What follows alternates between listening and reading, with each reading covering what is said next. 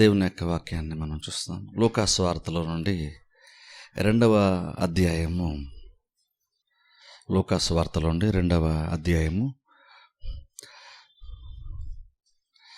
49వ వచనము నేను చదువుతాను. లూకా సువార్తలో నుండి 2వ అధ్యాయము. లూకా సువార్త 2వ అధ్యాయము 49వ వచనము నేను చదువుతాను. లూకా సువార్త 2వ అధ్యాయం 49వ వచనము. ఆయన అనగా యేసు, మీరేలా నన్ను వెదుకుచుంటిరి, నేను నా తండ్రి పనుల మీద నుండవలనని మీరెరుగరా అని వారితో చెప్పాను. గత కొన్ని వారం నుంచి మనం యేసుక్రీస్తుని గురించి మనం తెలుసుకుంటున్నాం.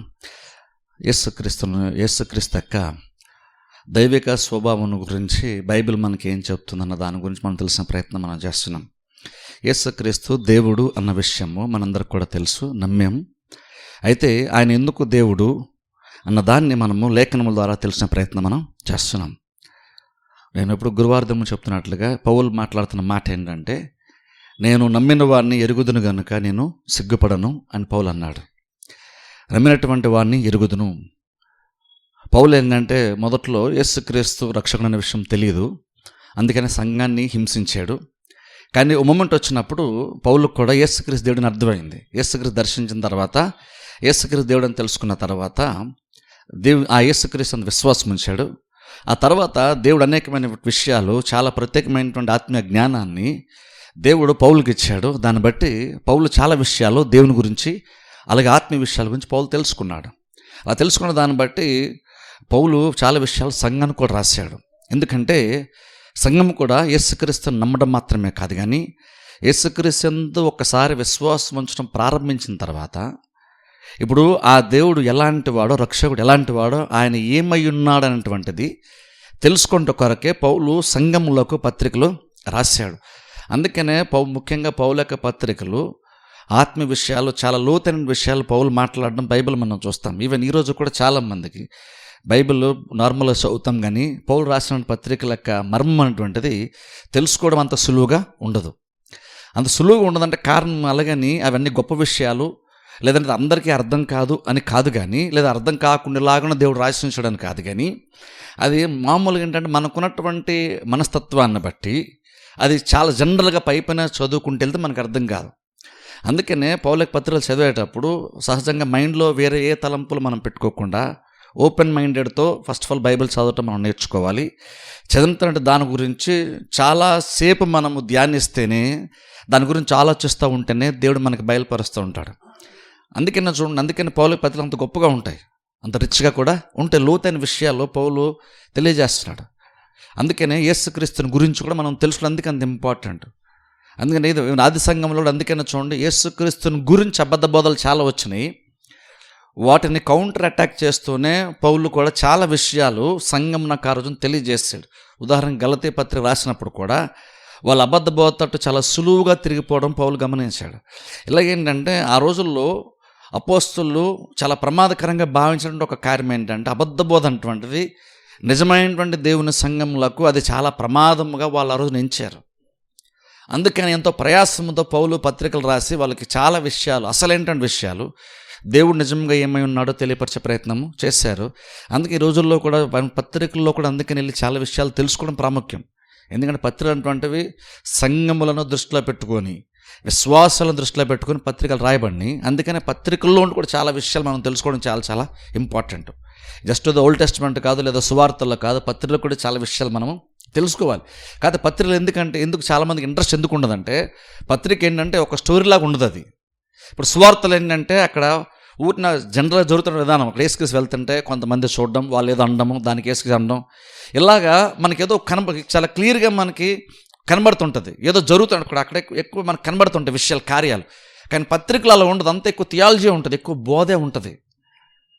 అందుకే నేను పత్రికలు చాలామందికి ఏంటంటే అది అర్థం కావు, లేదా బోరు కొడతా చాలామంది పత్రికలు తెలుసుకోవాలి, అసలు చాలామంది వాటిని టచ్ చేయరు. కానీ పత్రికలు కూడా విశ్వాసాలు చాలా చాలా ఇంపార్టెంట్. ఆత్మీయ విషయాలు, మనల్ని బలపరిచే విషయాలు పత్రికలు కూడా చాలా ఉంటాయి. ఎందుకంటే క్రీస్తుని దృష్టిలో పెట్టుకొని పత్రికలు ఆ రోజు రాశారు. క్రీస్తు ఎలాంటి వాడు, ఏమన్నాడో తెలియపరిచే ప్రయత్నం సంఘాలకు ఆ రోజున వాళ్ళు చేశారు. అంటే అర్థం ఏంటంటే యేసుక్రీస్తుని తెలుసుకోవడం చాలా చాలా ఇంపార్టెంట్. అందుకనే మనం యేసుక్రీస్తు దైవత్వాన్ని కూడా తెలుసుకుంటున్నాం. యేసు దేవుడు నమ్ముతున్నాం, కానీ యేసుకి ఎందుకు దేవుడు మనం వాక్యం ద్వారా తెలిసిన ప్రయత్నం మనం చేస్తున్నాం. అందులో ఈరోజు స్పెసిఫిక్గా యేసుకి ఎందుకు దేవుడు అనడానికి బైబిల్లోని మరికొన్ని కారణాలు మనం చూసే ప్రయత్నం చేద్దాం. నేను లాస్ట్ చెప్పినప్పుడు చూడండి, కొన్ని జనరల్గా జరుగుతున్నటువంటి కొన్ని కార్యాలను బట్టి, కొంతమంది కొన్నటువంటి ఎక్స్పీరియన్స్ని బట్టి, వాళ్ళు బైబిల్ రాసిన విధానాన్ని బట్టి యేసుకి దేవుడు అని మనము లాస్ట్ వీక్ వరకు మనం కొన్ని విషయాలు చూసాం. కానీ ఈరోజు స్వయంగా యేసుకి స్వయంగా కొన్ని విషయాలు తన గురించి తాను చెప్పుకోవడం గురించి బైబిల్ మనం కొన్ని విషయాలు చూద్దాం. ఇక్కడ చూడండి, చదివినటువంటి వాక్య మనం చూస్తే లూకా సువార్త 2:49 మనం చూస్తే ఇక్కడ యేసుక్రీస్తు సైతము చూడండి, ఆయన అందరిలాంటి ఒక సాధారణమైన మనిషి కాదు అన్న విషయము ఆయన ఆయా సందర్భాలు చెప్పుకునే బైబిల్ మనం చూస్తాం. ఇదేంటంటే ఆయన నేను దేవుడిని అని చెప్పకపోవచ్చు, నేరుగా ఆ రకమైన స్టేట్మెంట్ లేకపోవచ్చు. యేసుక్రీస్తు దేవుడు అని చెప్పుకున్నట్టుగా లాస్ట్ టైం మనం చూసాం, ఆయన దేవుడు అని చెప్పుకున్నట్టుగా. అయితే ఈరోజు కొన్ని విషయాలు మనం చూస్తున్నప్పుడు స్వయంగా యేసుక్రీస్తు నోట అంటే ఆయన అందరిలాంటి సామాన్యమైనటువంటి మనిషి కాదు, ఆయన జస్ట్ ఒక ప్రవక్త కాదు, జస్ట్ అద్భుతాలు చేయడానికి వచ్చిన ఒక వ్యక్తి కాదు, లేదా జస్ట్ ఒక మంచి బోధకుడు అని కాదు, కానీ ఆయన మనిషి కాదు, ఆయన దేవుడు అనే విషయాన్ని ఆయన చాలా సందర్భంలో దాన్ని ఆయన అవగాహన ఆయనే కలిగి ఉండి, నేను దేవుడు అన్న విషయం ఆయనే అది మైండ్లో పెట్టుకొని చాలా సందర్భంలో ప్రవర్తించడము, మాట్లాడడము, లేదా కొన్ని విషయాలు ఇతరులు తెలియజేయడం కూడా బైబిల్ మనం చూస్తాం. అంటే ఏం చెప్తున్నంటే యేసుక్రీస్తు దేవుడు అని మనుషులు గుర్తించడం కాదు. ఎందుకంటే చూడండి, జనరల్ మనుషులు ఏంటంటే ఈ రోజుల్లో మనుషుల యొక్క మైండ్ సెట్ అనేటువంటిది ఎంత బలహీనంగా ఉంటుందంటే, ఒక వ్యక్తి కొంచెం మనిషి కంటే కొంచెం గొప్ప కనబడితే చాలు ఆ మనిషిని దేవుడిగా కొలిచేసేటువంటి రోజులు ఇవి. అందుకే చూడండి, ఈ రోజుల్లో కూడా చాలామంది చూడండి మనుషులను కూడా దేవుడిలా కొలుస్తూ ఉంటారు, సినిమా యాక్టర్లని లేదా క్రికెట్ ప్లేయర్స్ని ఇలాగా. ఎప్పుడైతే చూడండి వాళ్ళు ఏంటంటే ఒక మనిషికి బాగా ఫాలోయింగ్ పెరిగినప్పుడు ఏంటంటే ఆటోమేటిక్గా ఏంటంటే వాళ్ళు ఏంటంటే ఆటోమేటిక్గా దేవుడిలాగానే మనుషులు ఎంచి కొలిచేస్తుంటారు, దేవుడిలాగానే భావిస్తారు, దేవుడితో సమానం అంటారు.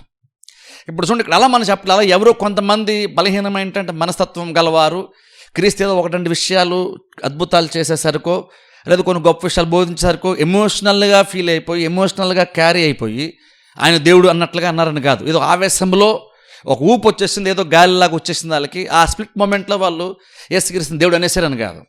ఇక్కడ మనుషులు యేసుక్రీస్తుని చూసి ఏదో జరిగిన దాన్ని బట్టి దేవుడు అనడం కాదు, యేసుక్రీస్తే తాను దేవుడు అన్న విషయాన్ని డైరెక్ట్గా ఇండైరెక్ట్గా చెప్పుకోవడం బైబిల్ మనం చూస్తున్నాం. ఇక్కడ చూస్తే చూడండి, యేసుక్రీస్తు 12 సంవత్సరాల వయసు అప్పుడు సంగతి ఇక్కడ మనం చూస్తున్నాం.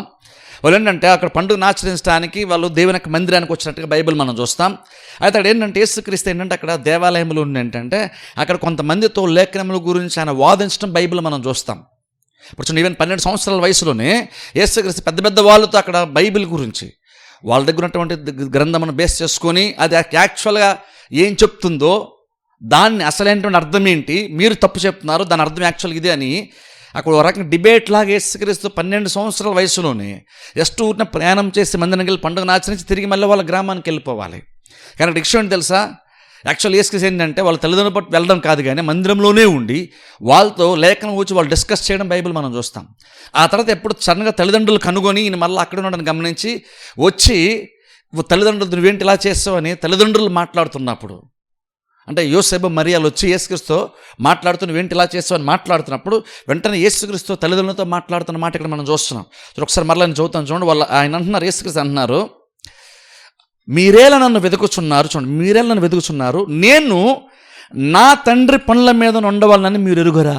చూసారా, అంటే రకంగా చెప్పాలంటే యేసుక్రీస్తు ఎలాంటి వాడు అనేటువంటిది యేసుక్రీస్తుని భౌతికంగా కన్నటువంటి తల్లికి కూడా తెలియనటువంటి చాలా విషయాలు యేసు అన్నారు, నాకు చాలా విషయాలు తెలుసు అంటున్నారు ఆయన. నేను నా తండ్రి పనుల మీద ఉండాలని మీకు తెలియదా అంటున్నారు. ఇక్కడ చూడండి, అక్కడ నాకు తెలుసు అంటలేదు, మీకు తెలియదు అంటున్నారు. అంటే అర్థం ఏంటంటే యేసుక్రీస్తు ఆ రకంగా ఏం చెప్తున్నారంటే, మరియతో కూడా ఏం చెప్తున్నారంటే, నేను ప్రత్యేకమైనటువంటి వాడిని, మీరు నిజంగా భౌతికంగా నాకు తల్లిదండ్రులైనా సరే నాకు ఇంతకంటే ఇంకా ఉన్నతమైనటువంటి బాధ్యతలు నాకు ఉన్నాయి, ఇంతకంటే ఉన్నతమైనటువంటి ఉద్దేశాలు నాకు ఉన్నాయి, ఇంతకంటే ఉన్నతమైనటువంటి కార్యాలు నేను చేయవలసి ఉంది. ఆ కార్యాలు ఏంటంటే నేను నా తండ్రి పనుల మీద నేను ఉండాలన్న విషయము, నేను అందులో బిజీగా ఉండాలని, నేను ఆ కార్యాల మీద ముఖ్యంగా నేను బేస్ అయి ఉంటానని మీకు తెలియదా. మీకు తెలియదని ఎవరన్నారు, మనుషులతో అనట్లేదు, తను భౌతికంగా కన్నటువంటి తల్లితో కూడా మాట చెప్తున్నారు. అంటే అర్థం ఏంటంటే ఆ మూమెంట్కి వేసుకొచ్చుకోవడం ఏమన్నారంటే, నా గురించి నాకు అర్థమైనంతగా నా తల్లికి కూడా అర్థం కాదు, నా తల్లిదండ్రులు కూడా అర్థం కాదు అనే విషయం చేసుకుని చాలా క్లియర్గా చెప్పారు. అది 12 సంవత్సరాల వయసుకి, అది కూడా మళ్ళీ అది ఇంపార్టెంట్. ఇక్కడ 12 సంవత్సరాల వయసు క్రీస్తు అంటున్నారు, యేసుక్రీస్తు అంటున్నారు, నేను నా తండ్రి పని మీద, తండ్రి అన్నప్పుడు దేవుని ఆయన తండ్రి అని పిలుస్తారు కాబట్టి చెప్తున్నారు, నేను నా తండ్రి పని ఉన్నాను కాబట్టి మీరెందుకు నన్ను వెతుకుతున్నారు, మీరెందుకు నేను ఎలాగనా ఇబ్బంది పడుతున్నారు అంటున్నారు అక్కడ. అంటే చూడండి, అక్కడ యేసు అక్కడ ఏం చెప్పే ప్రయత్నం చేశారు తల్లిదండ్రులు కూడా. ఆ 12 సంవత్సరాల వయసుకి ఆయన తన గురించి తనకి ఎంత అర్థమైందంటే అన్నారు, నేను జస్ట్ అందరూ లాంటి ఒక మనిషిని కాదు. 12 సంవత్సరాలు నార్మల్గా అందరూ ఏం చేస్తుంటారో, నేను అది చేయడానికి రాలేదు, నేను పరిశుద్ధాత్మ జన్మించాను, నేను శరీరాన్ని ధరించుకొని భూమి మీదకి వచ్చినటువంటి దేవుణ్ణి కాబట్టి నేను అందరిలాగా నేను జీవించేది కాదు, నాకంటూ ఒక ఉద్దేశం ఉంది, నా లైఫ్ కంటూ ఒక పర్పస్ ఉంది, నేను ఆ పనుల మీదే ఉండాలని మీకు తెలీదా అంటే అక్కడ మీకు తెలియదు అన్న మాట చెప్తుందంటే యేసుక్రీస్తు నిజంగా ఏంటంటువంటిది ఆయన ఇంట్లో ఉంటున్నటువంటి తల్లిదండ్రులు సైతము చాలా స్పష్టంగా అర్థము కాలేదు. గర్భం ధరించినప్పుడు తెలిసేది పరిశుద్ధాత్మలు జరుగుతుంది, అది దేవుడు అన్న విషయము దేవునితో చెప్పాడు. అవన్నీ విషయాలు మరియాకి ఆ టైంకి తెలుసు. మరియా గర్భం ధరించేటప్పుడు రక్షకునికి జన్మనిస్తున్న విషయం మరియాకి తెలుసు. కానీ 12 సంవత్సరాలు గడిచిన తర్వాత మరి ఎందుకో తెలియదు, కానీ యేసుక్రీస్తు నిజంగా అసలు ఉన్నతంగా ఆయన ఏమై ఉన్నాడు అన్న విషయము కొంతవరకు స్పష్టంగా బహుశా మరియాకి అర్థము కాలేదు. అందుకంటే మీరు ఎదుగని అంటున్నారు అంటే అర్థం ఏంటంటే తల్లిదండ్రులకు కూడా తెలియలేదు, కానీ యేసుక్రీస్తు అప్పటికి అవగాహన ఉంది. చూడండి ఆ కాన్షియస్నెస్ ఒకసారి చూడండి. 12 సంవత్సరాల వయసుకే యేసుక్రీస్తు ఎలా ఆలోచిస్తున్నారో ఒకసారి ఆలోచించండి. ఆ డిఫరెన్స్ చెప్పే ప్రయత్నం చేశారు ఆయన. నేను అందరిలాంటి కాదని 12 సంవత్సరాలకే ఆయన ఎత్తి చూపించే ప్రయత్నం తల్లిదండ్రులకే చేశారు. ఒకసారి ఆలోచించండి దాని గురించి. అది బయట వాళ్ళకి కాదు, తల్లిదండ్రులకే ఆ విషయం చెప్పే ప్రయత్నం చేశారు. నేను జస్ట్ అందరిలాంటి ఒక పిల్లని నేను కాదని చెప్పే ప్రయత్నం చేశారు అక్కడ. అంటే యేసుక్రీస్తు సైతము ఆయన ప్రవర్తించేటప్పుడు, ఆయన ఆలోచించేటప్పుడు, కార్యం జరిగించేటప్పుడు ఆయన స్వయంగా చెప్పుకున్నారు, నేను అందరిలాంటి వాడిని కాదు అని చాలా క్లియర్గా చెప్పే ప్రయత్నం, ఆయా సందర్భాలు చెప్పే ప్రయత్నం చేశారు. అందులో ఒక వాక్యం మనం చూస్తాం, ఇంకొక వాక్య భాగం చూద్దాం. చూడండి, మత్తయి సువార్త 3వ అధ్యాయంలోకి వెళ్దాం. మత్తయి సువార్త 3వ అధ్యాయము. యేసుక్రీస్తే ఆయన దైవత్వం గురించి ఆయనే స్వయంగా చెప్పుకోవడం గురించి లేఖనం మనం చూస్తున్నాం. మత్తయి సువార్త 3వ అధ్యాయము. ఇక్కడ సందర్భం మనం చూస్తే, ఇక్కడ బాప్తిసం ఇచ్చేటువంటి యోహాను దగ్గరికి యేసుక్రీస్తు వచ్చారు. యోర్దాను నదిలో బాప్తిసం ఇచ్చేటువంటి యోహాను బాప్తిసాలు ఇస్తున్నాడు యూదులందరికీ కూడా. చాలామంది ఏంటంటే రక్షణ కొరకని వాళ్ళు ఆ టైంకి ఏంటంటే వాళ్ళు మారుమనసు పొంది ఆ ఫలాలు ఫలిస్తూ, అంటే యూదులుగా ఉండి కూడా వాళ్ళు దేవుని నుండి వాళ్ళు తిరిగిపోయారు. అందుకనే ఆల్రెడీ దేవుని నమ్మినటువంటి వారు ఉండి తిరిగిపోయి ఉన్నటువంటి వాళ్ళని మరలా తిరిగి దేవుని దగ్గర రైపించే ప్రయత్నం యోహాను చేస్తూ, మీరు నిజంగా మారుమనసు పొందితే ఫలాలు చూపించి నేను మీకు బాప్తిసాన్ని ఇస్తానని యోహాను యూదుల వరకే బాప్తిస్తూ యూదులకి పరిచర్య చేస్తూ వచ్చాడు యోహాను. అలా పరిచేస్తున్నప్పుడు సడన్గా యేసుక్రీస్తు వచ్చారు. ఇప్పుడు అక్కడికి బాప్తిసం తీసుకోవడానికి యేసుక్రీస్తు వచ్చారు. వచ్చినాడు ఈవెన్ అక్కడ యోహాను సైతం, ఈవెన్ చూడండి, యోహాను కూడా యూదులు ఎంత ఉన్నతమైనటువంటి గౌరవాన్ని ఈ యోహానికి వాళ్ళు ఇచ్చేవాళ్ళు అంటే, యోహానికి ఎంత గ్రిప్ ఉందంటే ప్రజల మీద ఆ మూమెంట్లో కొంతమంది బాప్తిసం పొందడానికి వస్తే వాళ్ళని కూడా సర్పసంతానం అని కూడా యోహాను మాట్లాడడం బైబిల్ మనం చూస్తాం. అంటే చూడండి, అంటే యోహానికి యూదుల మీద ఎంత అధికారం ఉందో ఒకసారి, అంటే ఎంత ధైర్యం ఉందో ఒకసారి ఆలోచించండి. అలాగే అది మాత్రమే కాదని యోహాను అలా మాట్లాడితే చాలామంది యోహాను కూడా లోబడుతున్నారు. అంటే యోహాను అంత ప్రత్యేకమైనటువంటి వాడుగా యూదులు సైతం పరిగణించారు, వాళ్ళు గౌరవిస్తున్నారు యోహాన్ని. ఒక రకంగా ఎంతో కొంత భయము, ఎంతో కొంత భక్తి యోహాను మీద సైతం యూదులకి ఉంది. అంటే యోహాను అందరికంటే ఒక రకంగా ఆ మూమెంట్కి మనుషులందరిలో గొప్పవాడుగా యోహాను పరిగణించారు ఆ ప్రజలు, ఆ ప్రాంతంలో ఉండే ప్రజలు. ఇప్పుడు అందరూ యోహాను చాలా గొప్పడుగా చూస్తున్నారు. కానీ ఇప్పుడు చూడండి, యేసుక్రీస్తు వచ్చిన తర్వాత యేసుక్రీస్తు బాప్తిసం తీసుకొని నీళ్ళలో దిగుతున్నప్పుడు యోహాను అంటున్నాడు అక్కడ, ప్రభు నువ్వు నాకు బాప్తిసవుడు, నేను నీకు బాప్తిసవుడు అంటే నువ్వే నాకు యాక్చువల్గా ఇవ్వాలి కదా బాప్తిసము. గమనించండి, అందరూ యోహాను చేత బాప్తిసం పొందాలని చూస్తున్నారు. చాలామంది వస్తున్నారు, కానీ కొంతమందికి యోహాను సైతం బాప్తిసం ఇవ్వట్లేదు యాక్చువల్గా. ఎందుకంటే వాళ్ళు నిజంగా మారుమనసు పొందలేదు, నిజంగా దాని తగ్గ ఫలాలు లేవని వాళ్ళకి బాప్తిసం యాక్చువల్గా యోహాను ఇవ్వలేదు. అప్పుడు ఇవ్వనప్పుడు ఇప్పుడు ఏంటంటే చూడండి, యోహాను అంతగా చూస్తున్నాడు, యోహాను అందరూ గొప్పలా ఫీల్ అయ్యి యోహాను దగ్గర బాప్తిసం తీసుకొని అందరూ వస్తున్నారు, లైనే కడుతున్నారు. కానీ ఇప్పుడు యేసుక్రీస్తు వస్తే, యేసుక్రీస్తు అందరితో పాటు తీసుకుంటున్నాడానికి వస్తే అందరికీ బాప్తిసం యోహాను అంటున్నాడు, ప్రభు నేను నీకు ఇవ్వడం ఏంటి అని మాత్రం అన్నాం కాదు, నేను నీ దగ్గర బాప్తిసం తీసుకోవాల్సి ఉంది. అది ఇంపార్టెంట్ ఆ మాట. అంటే ఇప్పుడు యోహాను సైతం ఏం చెప్తున్నాడంటే, నేను అందరికీ ఇస్తాను, కానీ నీ దగ్గరకు వస్తాను మాత్రము నేను నీ కింద ఉండేటువంటి వాడిని, నువ్వు నాకు బాప్తిస్తే నేను బాప్తిసం తీసుకోవాల్సిన అవసరం నాకుంది, అందరికీ నేను ఇస్తాను, కానీ నా విషయానికి వచ్చాను మాత్రం నువ్వు నాకు ఇవ్వాల్సి ఉంది. కానీ యేసుక్రీస్తుకి బాప్తిసం ఇచ్చేటువంటి విషయంలో నిరాకరించే ప్రయత్నం యోహాను చేసినప్పుడు యేసుక్రీస్తు అక్కడ మాట్లాడుతూ చెప్తున్నాడు మాటను మనం చూద్దాం. చూడండి, మత్తయి సువార్త 3వ అధ్యాయము 15వ వచనం చదువుతాను. చూడండి, యేసుక్రీస్తు అప్పుడు స్పందిస్తూ, అంటే ఇక్కడ యోహాను నిరాకరించే ప్రయత్నం చేసినప్పుడు యేసు అంటున్నారు, ఇప్పటికి కానిమ్ము నీతి యావత్తు ఇలాగు నెరవేర్చుట మనకు తగి ఉన్నదని అతనికి ఉత్తరం ఇచ్చాను, గనుక అతడు అలాగున కానిచ్చాను. ఇప్పుడు చూడండి, అక్కడ అక్కడ బైబిల్ మనం చూస్తే యోహాన్ సైతము ఎంతగా తగ్గించి ఉండంటే, ఆయన చెప్పులు కూడా నేను మోయడం నేను పాత్రను కాదని కూడా యోహాన్ అంటాడు అక్కడ. ఆ మాట ఒకసారి వినండి. అందరూ వస్తున్న అందరినీ తన కిందన్న వారిగా అందరి గురించి అంత అధికారపూర్వకంగా మాట్లాడాడు యోహాన్. సడన్గా తన పద్ధతిని మార్చేస్తున్నాడు క్రీస్తు వచ్చినప్పుడు. అన్నాడు, నేను కూడా కాదు, నువ్వే నాకు యాక్చువల్గా ఇవ్వాలి అని మాటతో యేసుక్రీస్తు గురించి సాక్ష్యం చెప్తున్నాడు యోహాన్. అన్నాడు, ఆయన చెప్పులు మోయడానికి కూడా యాక్చువల్ నాకైతే అర్హుడిని యోగ్యుని నేను కాదు అంటున్నాడు. అంటే యోహాను గుర్తించాడు యేసుక్రీస్తు ప్రత్యేకమైన వాడని. అయితే అక్కడ చూడండి, జనాలు గమనించండి. అలా అన్నప్పుడు యేసుక్రీస్తు లేదులే అందరూ సమానమేలే అని యేసుక్రీస్తు అనలేదు అక్కడ. గమనించండి. ఇప్పుడు నార్మల్గా ఒక పెద్ద బోధకునగా పొగుడుతూ నిజంగా మీరు లేకపోతే కనుక ఏంటి అనే ఒకవేళ కనుక మీరు లేకపోతే క్రిస్టియన్ చాలా కష్టం అన్నట్టుగా అన్నాం అనుకోండి, నన్ను మనిషి అయితే ఏమంటారు, గొప్ప పొగుడుతా నాదే ఉందిలేండి, నేను మీలాంటుండే అంట నార్మల్గా అంటాం. ఎంత గొప్పవాడైనా సరే, గొప్ప సేవకుడైనా సరే, నార్మల్గా మీరు చాలా గొప్పలని పోవాలండి, ఆటోమేటిక్ మనిషి ఏమంటాడు అంటే మీరు చెప్పింది నిజమని ఎవడు ఏ మనిషి అండు, అవునా కదా? ఒకవేళ కొంతమంది నిజంగా అహంకారం బట్టి లోపల ఒకవేళ హ్యాపీ ఫీల్ అవుతున్నా బయటకైతే ఎవరు ఆ మాట అనరు. నాదే ఉందిలేండి, నేను కూడా అందరిలో అంటాను, మామూలు వ్యక్తి, మందే ఉందిలేండి, దేవునికి మహిమ. ఇలాగేంటంటే వాళ్ళు మన గొప్పతనం చూపించేటప్పుడు నేను గొప్ప నార్మల్గా కామన్ సెన్స్ బుర్ర పనిచేసిన ఎవరు కూడా నేను గొప్ప నువ్వు చెప్పింది కరెక్ట్ ఏ మనిషి నార్మల్గా అండు, బయటకైతే అండు. లోపల బహుశా కొంతమంది అనుకుంటారేమో తెలియదు కానీ బయటకైతే ఎవరు అనరు నార్మల్గా. కానీ ఇక్కడ యేసుక్రీస్తు చూడండి, ఎప్పుడైతే యోహాన్ అలా గొప్పగా యేసుక్రీస్తు గొప్పగా మాడుతున్నాడో, అబ్బాయి నాదేమందులో యోహాన్ అని అనలేదు యేసుక్రీస్తు. ఒక రకంగా ఇప్పటికి నీతి యావత్తు నెరవేరినట్టు ఇలా కానిమ్ము యోహాన్ అని చెప్పారంటే అర్థం ఏంటంటే, యాక్చువల్ నువ్వు చెప్పింది అది కరెక్టే యోహాను, కాకపోతే ఈసారికి అలా కానిచ్చేద్దామని అన్నారు. అంటే అర్థం ఏంటంటే ఇది జస్ట్ ఒక ఎగ్జాంపుల్ లాగా అందరికీ ఎగ్జాంపుల్ ఉండాలి కాబట్టి ఇలా కానిచ్చేద్దాంలే. ఎందుకంటే రేపు మళ్ళీ ఎవరిని వచ్చి నువ్వు యేసుక్రీస్తు భావించడం లేదు, అలాగే నాకు కూడా నేను కూడా గొప్ప ఉన్నాయి కాకపోతే నీకు తెలియట్లేదు, నాకు కూడా భావించడం అవసరం లేదు అని రాబోతున్న తరాల్లో ఎవరన్నా ఒకరు భావించడం నాకు అవసరం లేదు అన్నానికి బోల్డ్ కారణాలు చెప్తారని, ఎలా అంటాడైనా సరే బాప్తిస్మం అనేటువంటి ప్రాసెస్ గుండా వెళ్ళాల్సిందన్న దానికి క్రీస్తు అలాగున నీతి యావత్తు నెరవేరినట్లు ఇలా కానిచ్చేద్దాం సరే. యేసుక్రీస్తుకి అవసరమా అంటే అవసరం లేదన్న విషయము యోహాన్ ఇచ్చేటువంటి ఆయనకి తెలుసు, తీసుకున్నానికి తెలుసు. కానీ ఇంకొన అన్నారు ఈసారికి అలా కానిచ్చేద్దాంలే.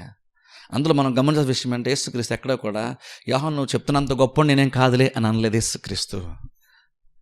అదేం చెప్తుందంటే అందరికంటే యోహాను నువ్వు పాత్ర పొందిన ప్రవక్తలు అందరికంటే నువ్వు గొప్పడవై ఉంటావేమో, కానీ నేను నీకంటే ఖచ్చితంగా గొప్పవాడిని, అందుకే నువ్వు మాట అంటున్నావు.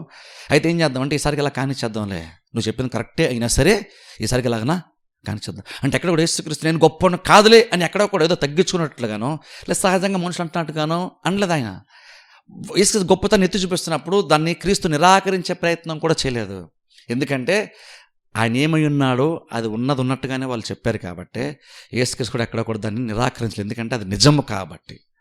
అంటే అర్థం అంటే యేసుక్రీస్తు కూడా తను ఎంత ప్రత్యేకమైన వాడో కూడా అక్కడ తెలియపరిచే ప్రయత్నం చేశారు. కానీ నాదేముందులే అని ఎవరి దగ్గర కూడా మనుషుల దగ్గర క్రీస్తు అలాగునా అనలేదు. అదేం ప్రూవ్ చేస్తుందంటే ఆయన నిజంగానే దేవుడు అన్న విషయాన్ని ఆయన డెలిబరేట్గా అప్పుడప్పుడు చెప్పుకునే ప్రయత్నం ఆయనే చేశారు. ఇంకొక వాక్య భాగం చూద్దాం. సో మత్తయి సువార్త 3వ అధ్యాయం పక్క అధ్యాయంకి వెళ్తే అక్కడ 4వ అధ్యాయంలోనే అక్కడ చూడండి సాతానుడు యేసుక్రీస్తును శోధిస్తాడు చూసారా. ఆ మొట్టమొదటి శోధన మనం చూస్తే అక్కడ చూడండి 4వ అధ్యాయం 6వ వచనము అక్కడ మనం చూస్తే సాతానుడు శోధిస్తూ అంటున్నాడు చూడండి 6వ వచనము, నీవు దేవుని కుమారుడు అయితే క్రిందికి దుమ్ముకోమ. సరే, ఈవెన్ సాతాను సైతం ఒప్పుకున్నాడు. గమనించండి, ఇక్కడ సాతాను ఏమన్నాడు, నువ్వు దేవుని కుమారుడు అయితే. గత వారం చెప్పని చూస్తారా, దేవుని కుమారుడు అంటే దేవుడు అని అర్థం. ఒకసారి గుర్తు చేస్తాను చూడండి. కొంతమంది వచ్చి యేసుక్రీస్తు నేను దేవుడు నాకు తండ్రి నేను ఆయన కుమారుని అన్నప్పుడు వాళ్ళు కోపం వచ్చి నువ్వు దేవదోషం చేస్తున్నావు, నువ్వు దేవునితో సమానంగా చేసుకుంటున్నావు అన్నారు. అంటే అర్థం ఏంటంటే బేసిక్గా మన భాషలో యాక్చువల్గా ఏంటంటే ఆ భాషలో అర్థం ఏంటంటే నేను దేవుని కుమారుణ్ణి అన్నా లేదంటే దేవుడు నాకు తండ్రి అన్నా సరే నేను కూడా దేవుడిని అని చెప్పుకుని అర్థం. అందుకని వాళ్ళ కోపం వచ్చింది, దేవదోషం చేస్తున్నా అన్నారు, అందుకని చంపేద్దామని కూడా వాళ్ళ ప్రయత్నం చేశారు. ఈవెన్ ఇక్కడ సాతానుకు వచ్చి నువ్వు దేవుని కుమారుడు అయితే అన్నాడు. అంటే అర్థం ఈవెన్ సాతాను కూడా వాడు ఇండైరెక్ట్గా కూడా మరి వాడికి తెలిసి అన్నాడు తెలియక అంటే కావాలన్నాడు ఏమో తెలియదు, కానీ నిజంగా వాడు ఏమన్నాడంటే నువ్వు దేవుని కుమారుడు అయితే ఈ రాళ్ళను రొట్టెలుగా చేసుకో. వాడు కూడా నేను దేవుని కుమారుని కాదులే అని కూడా క్రీస్తు అనలేదు అక్కడ వేరేగా. అంటే వాడు చెప్పింది వాస్తవం అన్నట్లుగానే క్రీస్తు కూడా అక్కడ అంగీకరించిన బైబిల్ మనం చూస్తున్నాం. సో గమనించండి, ఎక్కడ కూడా యేసుక్రీస్తుని దైవత్వం గురించి మనుషులు మాట్లాడుతున్నప్పుడు క్రీస్తు అది నేను అంత గొప్పని కాదు, నేను అది కాదులే అదే ఉందిలే అని ఎక్కడ కూడా అనలేదు. ఏం చెప్తారంటే ఒక రకంగా వాళ్ళు దైవత్వాన్ని యేసుక్రీస్తుకి ఆపాదిస్తూ ఉన్నప్పుడు దాన్ని క్రీస్తు అంగీకరించారు. అది ఇంపార్టెంట్. ఇప్పుడు నార్మల్గా అందరు చెప్పినట్టు ఎవరు అలా అంగీకరించరు. మనుషులు గొప్పగా ఫీల్ అయినా సరే ఎవరు కూడా నేను చాలా గొప్ప నేను బయటకు వచ్చి ఎవడండు. ఎందుకంటే అలాంటే అది చాలా సిల్లీగా ఉంటుంది. సిల్లీగా ఎందుకంటే అది ఎవరు యాక్సెప్ట్ చేయరు ఫస్ట్ ఆఫ్ ఆల్, అన్నా సరే దాన్ని సీరియస్గా తీసుకోరు. నాదే ఉందిలేండి అనే నార్మల్ అనడం అలవాటు. అందుకని ఇక్కడ బైబిల్లో చూస్తే యేసుక్రీస్తు మాత్రము ఏమన్నంటే, నువ్వు చెప్పింది నిజమన్నట్లుగానే ప్రవర్తిస్తూ నువ్వు దేవుని కుమారుడితో దూకంటే రాళ్ళు రొట్టెలుగా చేసుకుంటే నేను దేవుని కుమారుని కాదులే అని ఎక్కడెక్కడ క్రీస్తు అంటే దానికి వేరేగా కౌంటర్ వాక్యం తీశారు. కానీ ఆ రాళ్ళు రొట్టెలుగా చేసుకోవడం గురించి మాట్లాడారు తప్ప నువ్వు దేవుని కుమారుడు అయితే అన్న దాని గురించి ఎక్కడా కూడా నువ్వు కరెక్ట్ కాదని ఎక్కడ కూడా క్రీస్తు అనలేదు. ఇంకో వాక్య భావం చూద్దాం. యోహాను సువార్తలోకి వెళ్దాం ఒకసారి, క్షమించిన మార్కు సువార్తకి వెళ్దాం. మార్కు సువార్త 16వ అధ్యాయంలోకి వెళ్దాం. మార్కు సువార్త 16వ అధ్యాయము. మార్కు సువార్త 16వ అధ్యాయము 17వ వచనం చదువుతాను. మార్కు సువార్త 16వ అధ్యాయము 17వ వచనము. ఇక్కడ చూడండి, యేసుక్రీస్తు ఆరాధన వెళ్ళిపెట్టేటప్పుడు శిష్యులకి వాళ్ళ పరిచయానికి పంపిస్తూ అని చెప్తున్నమాట. మార్కు సువార్త 16వ అధ్యాయం 17వ వచనం. నమ్మిన వారి వలన ఈ సూచక్రియలు కనబడును. ఏమనగా నా నామమున దయ్యములను వెళ్ళగొట్టుదురు, క్రొత్త భాషలు మాట్లాడుదురు, పాములను ఎత్తిపట్టుకుందురు, మరణకరమైనది త్రాగినను అది వారికి హాని చేయదు, రోగుల మీద చేతులు ఉంచినప్పుడు వారు స్వస్థత నొందుదురని వారితో చెప్పిన. గమనించండి, యేసుక్రీస్తు అంటున్నారు అక్కడ నా నామమున వెళ్ళి మీరు కార్యాన్ని చేయండి. ఇప్పుడు చూడండి, చాలా ఇంపార్టెంట్. అక్కడ యేసుక్రీస్తు ఎంత ఆయన దైవత్వం మీద ఆయనకి ఎంత కాన్ఫిడెన్స్, అలాగే ఎంత క్లియర్గా నేను దేవుడు అని చెప్పిన ప్రయత్నం చేశారంటే, మీరు వెళ్ళండి ఏదో రకంగా ప్రార్థన చేసి దయ్యాలు వెళ్ళగొట్టండి అంటలేదు, నా పేరుడు చేయండి అన్నారు ఆయన క్లియర్గా.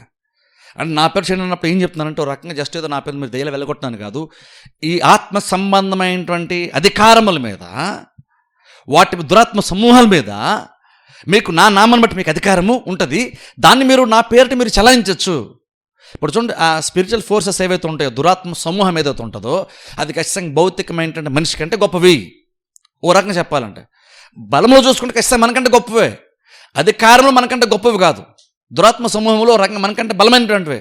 అందుకే కొన్నిసార్లు మనం కంట్రోల్ చేయడానికి కూడా ప్రయత్నం చేస్తుంటాయి, మనల్ని ప్రేరేపించే ప్రయత్నము చేస్తాయి. దురాత్మ సమూహాలు ఖచ్చితంగా మనకంటే బలమైనవి, బలం ప్రకారం ఒక రకంగా చూసుకుంటే, కానీ అధికారం చూసుకుంటే మాత్రం మనకంటే బలమైనటువంటివి ఖచ్చితంగా కాదు. ఇప్పుడు ఎగ్జాంపుల్ చెప్తాను చూడండి. ఒక ట్రాఫిక్ కానిస్టేబుల్ ఉన్నాడు.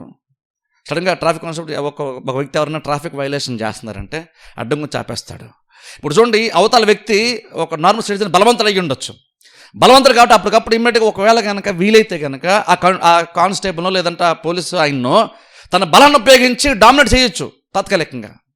అప్పటికప్పుడు ఇన్సిడెంట్గా అప్పటికప్పుడు తన బలాన్ని ఉపయోగించి పోలీసు బలహీనంగా ఉన్నప్పుడు బలాన్ని బట్టి ప్రదర్శించి ఆ పోలీసును కంట్రోల్ చేసి పైచే సాధించచ్చు. ఆ మూమెంట్లో బలములో గొప్పడై ఉంటాడేమన్నా ఆ వ్యక్తి పోలీసుడు కంటే. కానీ తర్వాత అధికారం ఉంటుంది చూసారా, అధికారంతో మళ్ళీ పోలీస్ డిపార్ట్మెంట్ మొత్తం వస్తుంది చూసారా, అప్పుడు ఈ బలవంతుడు కూడా నిలబడాలి. ఎందుకంటే ఇప్పుడు అధికారం ఉంది. ఇక్కడ క్రీస్తు మాట్లాడుతున్నప్పుడు బలం గురించి మాట్లాడి అధికారం గురించి మాట్లాడుతున్నారు. నా పేరిట మీరు దెయ్యాలు వెళ్ళగొట్టండి అన్నారు. అంటే అక్కడ అర్థం ఏంటంటే, మీకంటే బలమైనటువంటి దురాత్మ సమూహము కూడా నా పేరు చెప్పినప్పుడు వింటాయి. ఎందుకంటే మీకంటే అవి బలమైనటువంటివి, వాటికంటే నేను బలమైనటువంటి వాడిని. ఎందుకంటే నేను దేవుణ్ణి కాబట్టి నా పేరట మీకు లోబడతాయి. కాబట్టి మీరు వెళ్ళండి, దయ్యాలు వెళ్ళగొట్టండి, స్వస్థకార్యం జరిగించండి, బాప్సం ఇవ్వండి అని చెప్తున్నారు క్రీస్తు. ఇంకో వాక్య భాగం చూద్దాం. యోహాను సువార్త 8వ అధ్యాయంలోకి వెళ్దాం. యోహాను సువార్త 8వ అధ్యాయం. యోహాను సువార్త 8వ అధ్యాయము. యోహాను సువార్త 8వ అధ్యాయము 56 వచనం చదువుతాను. 56 వచనం. కానీ కొంచెం సందర్భం మనం చూస్తే అక్కడ యేసుక్రీస్తు మాట్లాడుతూ అక్కడ యూదులతో మాట్లాడుతూ అబ్రహాము కంటే ఏ రకంగా యేసుక్రీస్తు గొప్పవాడు అన్న విషయాన్ని చెప్పే ప్రయత్నం అక్కడ చేస్తూ ఆయన ఏమంటుంటే ఒకసారి చూడండి, నేను 55 వచనం చదువుతాను చూడండి. మీరు ఆయన ఎరుగుదురు, నేను ఆయనను ఎరుగుదును. యోహాను సువార్త 8వ అధ్యాయం 56 వచనం చూడండి. 56 వచనం చదివేస్తాను చూడండి. మీ తండ్రి అయిన అబ్రహాము నా దినము చూతునని మిగుల ఆనందించాను, అది చూచి సంతోషించాను అనేను. ఇప్పుడు గమనించండి, యేసు అంటున్నారు మీ తండ్రి అయిన అబ్రహాము నా దినమును చూడడం గురించి ఎంతో ఆనందించాడు, చాలా సంతోషించి ఎదురు చూశాడు. ఓ moment వచ్చినప్పుడు నన్ను చూశాడు, నా దినమును చూశాడు, ఎంతో సంతోషించాడు. ఇప్పుడు చూడండి, ఈ మాట చాలా ఇంపార్టెంట్. ఎందుకు తెలుసా? యూదులు అబ్రహాముని బట్టి సంతోషిస్తారు. యూదులు అబ్రహాముకి ఎంతో గొప్ప, అబ్రహాము చాలా గొప్పడని, అబ్రహాము సంతానం అని వాళ్ళు చాలా గొప్పగా చెప్పుకునేవాళ్ళు. మా పితరుడు అబ్రహాము అని చెప్పుకునే వాళ్ళు ఎంతో ఉత్సహించేటువంటి వాళ్ళు. ఎందుకంటే అబ్రహాం అంత గొప్పవాడిగా పరిగణించేవాళ్ళు యూదులు. అబ్రహాముని బట్టి వీళ్ళు సంతోషించేవాళ్ళు. కానీ ఇప్పుడు వేసుకొచ్చినటువంటి ఒక ఆయన, ఒక మనిషిలాగానే వారిలా ఉంటుండే ఒక ఆయన వచ్చి అంటున్నాడు, మీరందరూ అబ్రహాముని బట్టి మీరు సంతోషిస్తున్నారు, కానీ అబ్రహాం అయితే నన్ను బట్టి సంతోషించాడు. నన్ను చూసి నా దినమును చూడడం కోసం చాలా ఆశపడ్డాడు. నన్ను చూశాడు, నన్ను చూడని ఆశపడ్డాడు, ఆనందించాడు. ఒక మొమెంట్ వస్తే చూశాడు కూడా. తను చాలా హ్యాపీ ఫీల్ అయ్యాడు నన్ను చూసి. మీరు అబ్రహాం బట్టి మీరు గొప్పగా ఫీల్ అవుతున్నారు, కానీ అబ్రహాము నా దినమును చూసి నన్ను బట్టి అబ్రహాము గొప్పగా ఫీల్ అని చెప్తున్నారు. ఎప్పుడైతే ఆ మాట చెప్పాడో వాళ్ళ కోపం వచ్చేసింది. ఇప్పుడు ఎందుకంటే ఈయన సడన్గా మనకులాగా ఒక మనిషి ఉన్నాడు, ఈయన మన పితరుడు చాలా గొప్పడు అబ్రహాము, ఇప్పుడు ఆయనకంటే గొప్పడు అని చెప్పుకుంటున్నాడు. మన పితరుని అబ్రహాము ఆయన బట్టి సంతోషించడం ఏంటి? ఈయనకి అంత వయసు అసలు ఎక్కడుంది అని కూడా ఈయన అప్పుడే ఉన్నాడా అని అలాగ మాట్లాడుతూ ఉన్నప్పుడు అక్కడ చూడండి 50 వచ్చిన కూడా చదువుతాను చూడండి, వాళ్ళ రియాక్షన్ చూడండి. అందుకు యూదులు, నీకు ఇంకనూ 55 సంవత్సరాలైనా లేవే, నీవు అబ్రహామును చూచితివా అని ఆయనతో చెప్పగా, యేసు అబ్రహాము పుట్టక మునిపే నేను ఉన్నానని మీతో నిశ్చయముగా చెప్పుచున్నాను. కాబట్టి వారు ఆయన మీద రువుటకు రాళ్ళు ఎత్తిరి, కానీ యేసు దాగి దేవాలయంలో నుండి బయటకు వెళ్ళిపించాను. వరకండి వాళ్ళు దేవదోషం చేసడం వేసుకున్నట్టుగా అనుకున్నారు. అక్కడ చేసుకుని ఏం చెప్పారు తెలుసా? నేను ఖచ్చితంగా మీ అందరికంటే గొప్పవాడిని, అది మాత్రమే కాదు, మీ అందరికంటే కాదు, ఏ వ్యక్తి అయితే అబ్రహాం ఉన్నాడో అబ్రహాం బట్టి వీరందరూ గొప్పగా ఫీల్ అయ్యి, మేము అందరిలాంటి మనుషులం కాదు, మేము ప్రత్యేకమైన జనము, ఎందుకంటే మేము అబ్రహాముల నుండి వచ్చాము, మా పితరుడు అబ్రహాం అని గొప్పగా చెప్పుకునేవాళ్ళు, మా వంశం మీదని గొప్పగా చెప్పుకునేవాళ్ళు యూదులు. కానీ క్రీస్తు వచ్చి అంటున్నారు, నేను అబ్రహాం కంటే, నేను సింపుల్ చెప్పండి, అబ్రహాం కంటే నేను గొప్పవాడిని. అబ్రహామును నేను చూసి నేను హ్యాపీ ఫీల్ అవ్వడం కాదు, అబ్రహాం నన్ను బట్టి సంతోషించాడు. అబ్రహాం నా గురించి గొప్పగా మాట్లాడు. మీరు అబ్రహాం గొప్పగా మాట్లాడుతున్నారు, కానీ ఆ అబ్రహామే నా గురించి గొప్పగా మాట్లాడు. నన్ను చూడాలని చాలా ఆశపడ్డాడు, నన్ను చూసిన తర్వాత ఎంతో ఆనందించాడు. అడిగి చెప్తున్నానంటే అబ్రహాం కంటే ముందున్న వాడిని అని చెప్తున్నారు, అబ్రహాం కంటే నేను చాలా గొప్పవాడిని అని చెప్తున్నారు. మరి ఒక యూదులందరిలో అబ్రహాం గొప్పడైతే అబ్రహాం కంటే గొప్పడు ఎవరున్నారు యాక్చువల్గా అంటే? ఖచ్చితంగా దేవుడు తప్ప అబ్రహాం కంటే గొప్పలు ఎవరు యూద జనాంగంలో లేరు. అందుకని ఆయన తన దైవత్వాన్ని అయినా చెప్పుకునే బైబిల్ మనం చూస్తాం. కాబట్టి ఇలాగేంటంటే దేవుడు ఏదో సందర్భంలో నేను అందరిలాంటి మనిషిని కాదు, నేను ఖచ్చితంగా అందరికంటే నేను గొప్పవాడినే అని ఖచ్చితంగా ఆయన దైవత్వాన్ని ఎత్తి చూపించే ప్రయత్నం తరచుగానే చేశారు. అదే జస్ట్ మనకు ప్రూఫ్. యేసు మనిషిలా కనబడుతున్నాడు కాబట్టి మనిషేనండి అన్న వాళ్ళకి ప్రూఫ్ ఏంటంటే ఆయన దేవుడు అని తరచుగా చెప్పుకున్నాడు. దేవుడు అనే విషయం ఆయనకు కూడా తెలిసిన విషయాన్ని చెప్పాడు. ఇప్పుడు ఏంటంటే అది ఇప్పుడు చూడండి చాలామంది ఆయన సిల్లిగా చెప్పుకోలేదు. ఆయన దేవుడిని చెప్పుకుంటే వాల్యూ ఏంటండి అంటే ఆయన మాట చెప్పుకున్నటువంటి ఆయన ఎలా అంటాడు, మనం ఎవరు మనుషులు సాహసం చేయం, నేను అందరికంటే గొప్పవాడిని అని నేను నిలబడి ధైర్యంగా చెప్పలేను. ఆ స్టేట్మెంట్ మీరు సరిగ్గా తీసుకోరు. మీరు ఎవరు కూడా నేను ఎందరికంటే గొప్పనని అనుకోండి, ఏ విషయంలో గొప్పడని మీరు వ్యతిరేకిస్తారు, ఎవరు సమ్మతించరు. ఇప్పుడు నాకంటే గొప్ప పాస్టర్ ఇంకా వచ్చినా సరే మీ అందరికంటే నేను చాలా గొప్పనని చెప్పినా సరే ఆబ్వియస్లీ ఎవరూ ఏకీవించం, ఎవరం దానికి ఒప్పుకోము. ఏమంటే బుర్ర పాడైపోయినట్టుందా అంటాం, లేదంటే అహంకారం పెరిగిందని అంటాం, కానీ ఎవరూ యాక్సెప్ట్ చెయ్యం. మరి ఒక వ్యక్తి నేను మీకంటే గొప్పనని చెప్తే యాక్సెప్ట్ చేయనటువంటి సొసైటీలో యేసుక్రీస్తు వచ్చి అన్నారు, వాళ్ళు యేసుక్రీస్తు గొప్పడని చెప్పినప్పుడు కానీ మీరు చెప్పింది కరెక్టే అన్నట్టుగా యేసుక్రీస్తు ఒప్పుకున్నారు. లేదనుకుంటే ఆయన కొంతమంది ఒప్పుకోకపోతే వాళ్ళ దగ్గరికి వెళ్ళి నేను ఖచ్చితంగా నేను గొప్పడని చెప్పుకున్నారు. ఇప్పుడు నిన్ను అవమానపరచని వాళ్ళ దగ్గరికి వెళ్ళి నువ్వు గొప్పడని చెప్పుకోవాలంటే అయితే నువ్వు చాలా అజ్ఞానమైన అయి ఉండాలి, లేదంటే నువ్వు చాలా గొప్పడు, నిజంగా నువ్వు గొప్పడైనా అయి ఉండాలి. ఎవరు వెళ్ళి నేను గొప్పడని చెప్పుకుంటే చాలా తెలుగుతో కూడలాగా మైండ్ పాడైపోయినట్టుంది, బుర్ర పాడైనట్టుంది అనుకుంటాను నార్మల్గా. అందుకని ఎవరు ఓపెన్గా స్టేట్మెంట్ ఎవరు ఎందుకంటే మతిపోయినట్టుంది దీనికి అంటాం నార్మల్గా మనం.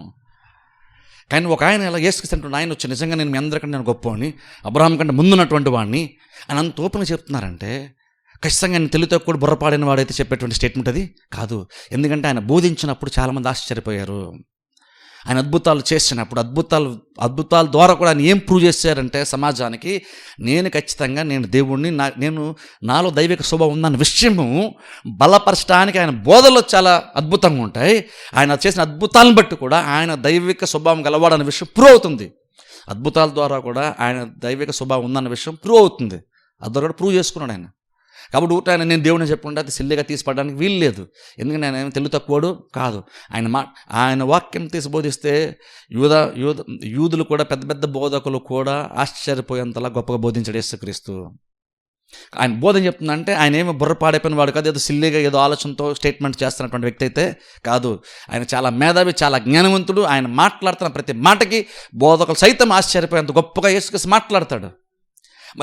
మరి ఒక పాయింట్లో అంత మేధావి అన్నప్పుడు అంత మేధావి వచ్చి నేను దేవుడిని చెప్పాడంటే అయితే ఒకటే ఖచ్చితంగా బుర్రైన పాడైపోయిందని అనుకోవాలి, లేదనుకుంటే ఆయన చెప్పేది నిజమైనా అయి ఉండాలి. మరి ఆయన బోధలు బట్టి మనకు అర్థం విషయం ఏంటంటే ఖచ్చితంగా ఆయన బుర్ర అయితే పాడైపోయింది అయితే కాదు. ఎక్కడ కూడా యేసుక్రీస్తు అబద్ధం ఆడతాడని కానీ ఎవరైనా ఒకరు కూడా ఆయన అబద్ధం ఆడతాడని సరిగ్గా చెప్పడండి ఆయన కొన్ని సార్లు నోరు జారుతాడు అన్న మాట ఎక్కడ కూడా యేసుక్రీస్తు విషయంలో ఎవరు కూడా పడినటువంటి వాళ్ళు కూడా ఆ మాట అనలేదు. అంటే అర్థం ఏంటంటే యేసుక్రీస్తు లూజ్ టక్ అన్నది లేదు, అప్పుడప్పుడు తెలుగుతొగ్గా మాట్లాడండి అన్నాను కూడా ఏమి అక్కడ ప్రూవ్ చేయడానికి ఏమీ లేదు. ఇప్పుడు ఇంకా చెప్పాలి, మాటల్లో ఆయన ఎంత పర్ఫెక్ట్ అంటే యేసుక్రీస్తు ఆయన బోధించినప్పుడు ఆయన మాటల గురించి కూడా మాట్లాడుతున్నప్పుడు యేసుక్రీస్తు ఏం చెప్పారు, ప్రమాణం చేసే వరకు కూడా మీరు వెళ్ళడు, దేవుని పేరు ప్రమాణం కూడా కాదు, మీ మాట ఎంత పర్ఫెక్ట్గా ఉండాలంటే అవునంటే అవును, కాదంటే కాదు.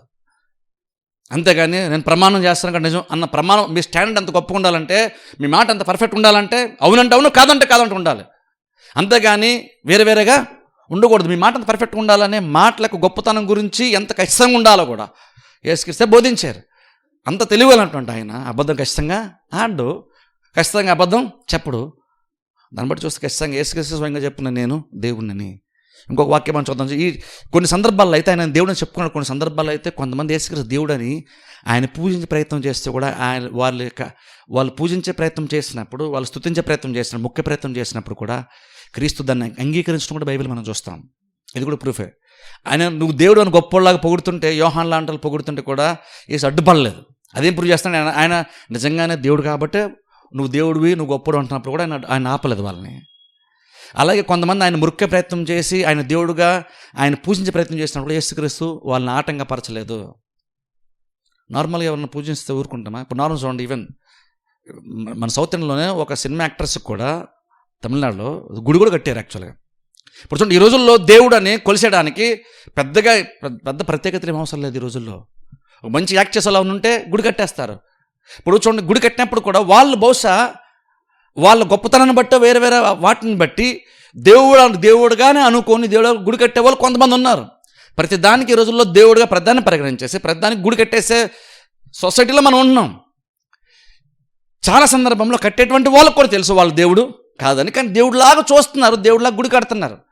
సరే పోనీ నిజంగా దేవుడు నమ్మి గుడి కట్టారు అనుకున్నా, ఎవరి నిమిత్తంతో గుడి కట్టారో వాళ్ళే ఏం చెప్తారు తెలుసా, నేను దేవుణ్ణి కాదని వాళ్ళే చెప్తారు. అది ఇంపార్టెంట్ ఇక్కడ.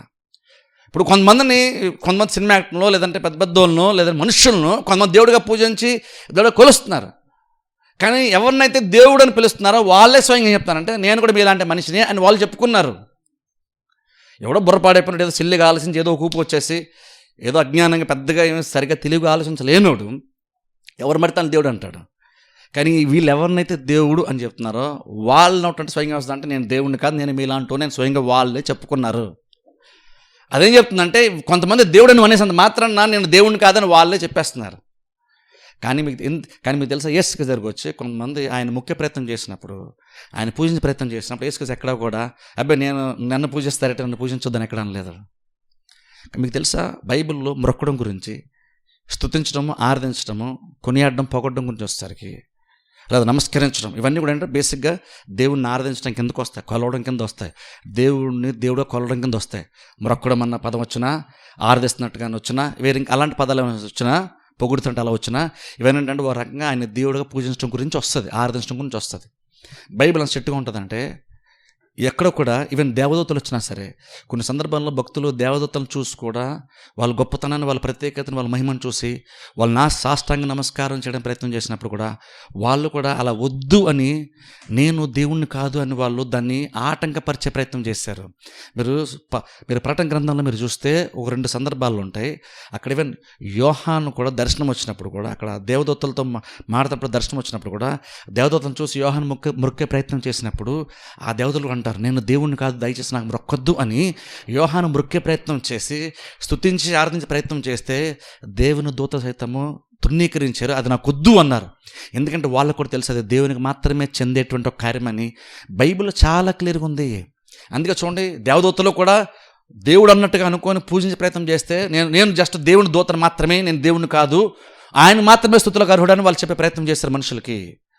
అలాగే కొన్ని సందర్భాల్లో అపోస్తలులు కూడా కొన్ని అద్భుతాలు జరిగినప్పుడు వాళ్ళు దేవుడుగా అనుకోని ఓ మొమెంట్లో పౌలు అలా కొంతమంది కూడా చూడండి, వాళ్ళు ఆ వ్యక్తిని స్వస్థపరిచిన తర్వాత ఆ పుట్టుక కుంటుడు అనుకుంటా ఎప్పటికీ నడవలేదు, కానీ మొమెంట్లో పౌలు ఏంటంటే అక్కడ గుడిలో వాక్యం చెప్తున్నాడు, మందిరంలో వాక్యం చెప్తున్నప్పుడు ఆ వ్యక్తికి స్వస్థత పొందుకోవడానికి అవసరమైనటువంటి విశ్వాసం ఉందని గ్రహించి ఆ వ్యక్తిని బాగు చేశాడు పౌలు. ఎప్పుడైతే ఆ వ్యక్తిని బాగు చేశాడో జీవితంలో ఇప్పుడు నడవటం చూడలేదు ఆ వ్యక్తిని సమాజం. సంగతి చూసేసరికి బలవంతంగా పౌల్ని కొంతమందిని, అప్పుడు అపోస్తలులు కొంత ఉంటే వాళ్ళని తీసుకుని బలవంతంగా వాళ్ళ గుడి కట్టేసి వాళ్ళకి బలులు కూడా అర్పించడానికి జంతువులు కూడా వాళ్ళు రెడీ చేసేస్తారు తెలుసా. ఆ ఒక్క moment బలవంతంగా పౌల్ని ఆమెను తీసుకుని వెళ్ళిపోయారు బలవంతంగా. చూడండి ఎంత ఫాస్ట్గా ఉన్నారు చూడండి వాళ్ళు. కానీ పౌలు బట్టలు చింపుకొని నేను కూడా మీలాంటి మనిషి అని చెప్పే ప్రయత్నం వాళ్ళు చేశారు. అంత గొప్ప అద్భుతం జరిగింది. అది కూడా ఏ మనిషి కానీ ఏ దేవుని దూత కానీ పొరపాటును కూడా మనుషులకు కొన్ని అర్థం కాక కన్ఫ్యూజన్లో మొక్కే ప్రయత్నం చేస్తే మమ్మల్ని మొక్కొద్దు అనే బలవంతంగా దాన్ని తృణీకరించే ప్రయత్నం చేశారు. కానీ బైబిల్లో మీరు చూడండి యేసుక్రీస్తు దగ్గర ఎక్కడ కూడా యేసుక్రీస్తు అలా తృణీకరించలేదు. పౌలు లాంటి తృణీకరించారు, దేవుని దూతలు తృణీకరించారు. మరి యేసుక్రీస్తు ఎందుకు తృణీకరించలేదంటే మొక్కడానికి ఆయన అర్హుడు అన్న విషయము తెలుసు కాబట్టే, మీరు చేస్తుంది కరెక్ట్ అని కాబట్టే దాన్ని వాళ్ళు మొక్కే ప్రయత్నం చేసినప్పుడు దాన్ని అంగీకరించే ప్రయత్నం క్రీస్తు చేశారు. మనుషులను పూజిస్తుంటే మాకొద్దు అని వాళ్ళు దాన్ని చేసేటప్పుడు దాన్ని వద్దన్నారు మనుషులు, దేవుని దూతలు. కానీ తీర క్రీజర్కి వచ్చేసరికి మనుషులు యేసుక్రీస్తుని మొక్కే ప్రయత్నం చేస్తే వాళ్ళు ఇస్తున్నప్పుడు ఆయన దాన్ని ఆనందిస్తున్నప్పుడు దాన్ని అంగీకరించారు క్రీస్తు. మీరు చేస్తున్న కరెక్ట్ అని అంగీకరించారు అంటే అర్థం ఏంటంటే మీరు చేస్తున్న కరెక్ట్ అని క్రీస్తు కూడా ఇప్పుడు కొన్ని వాక్యాలు చూసుకొని ముగించుకుందాం. చూడండి మత్తయి సువార్త 28వ అధ్యాయంలోకి వెళ్దాం. మత్తయి సువార్త 28వ అధ్యాయం. యేసుక్రీస్తు తిరిగి లేచిన తర్వాత అక్కడ సమాధి దగ్గర అక్కడ కొంతమంది స్త్రీలు వాళ్ళు మనం చూస్తాం అక్కడ చూడండి మత్తయి సువార్త 28వ అధ్యాయము. మత్తయి సువార్త త్వరగా చూస్తాం. మత్తయి సువార్త 28వ అధ్యాయము 6వ వచనము చదువుతాను చూడండి. మత్తయి సువార్త 28వ అధ్యాయము మొదటిగా 6వ వచనం చదువుతాను చూడండి. దేవుని దూత చెప్తున్నాడు, ఆయన ఇక్కడ లేడు, తాను చెప్పినట్టే ఆయన లేచున్నాడు, రండి ప్రభువు పండుకొనిన స్థలమును చూసి. అక్కడ చూడండి ప్రభువును అన్న మాట వచ్చింది అక్కడ క్రీస్తు గురించి. అలా 9వ వచనం చదువుతాను చూడండి. యేసు వారిని ఎదుర్కొని మీకు శుభమని చెప్పిన యేసు వచ్చే వాళ్ళతో అంటున్నారు మీకు శుభమని చెప్పాను. వారు ఆయన యొద్దకు వచ్చి ఆయన పాదములు పట్టుకొని ఆయనకు మ్రొక్కగా. చూసారా, యేసుకి తిరిగి లేచిన తర్వాత అక్కడ స్త్రీలు వాళ్ళు కొందరు యేసుక్రీస్తుని దర్శించారు. యేసుక్రీస్తు వాళ్ళ దగ్గరికి వచ్చి శుభమని చెప్పగానే వాళ్ళు వెంటనే యేసుక్రీస్తు వాళ్ళు మ్రొక్కగానే చూస్తున్నాం. జనరల్గా నార్మల్గా అయితే దేవుని దూతలు మనుషులు కానీ అపోస్తులు అయితే కనుక మొక్కే ప్రయత్నం చేయగానే వెంటనే వద్దు అనేవాళ్ళు. కానీ క్రీస్తు అలాగున్నా అలాది. ఇంకొక వాక్యం మనం చూద్దాం. లూకాసు వార్త 24వ అధ్యాయం. లూకాసు వార్త 24వ అధ్యాయం.